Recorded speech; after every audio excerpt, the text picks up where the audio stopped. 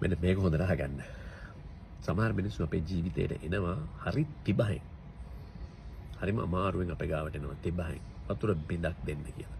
ඒතර අපි මොකද කරන්නේ? අපේ තියෙන හිත හොඳකමට වතුර බිඳක් වෙනුවට අපි වතුර බාල්දියක් මුට දෙනවා. ඒතර මොකද දන්නවද කරන්නේ? උන් කරන්නේ වතුර බාල්දිය බීලා ඉතුරු වතුර ටික අපේ ඔළුවට හලලා ඒ බාල්දිය අරන් ගිහිල්ලා ලිඳ බොර කරනවා. ඒකල ලිඳත් ඉහළ දානවා. ලිඳත් ඉහළ දාලා ඒ වතුර එන උල්පතත් වහලා දානවා.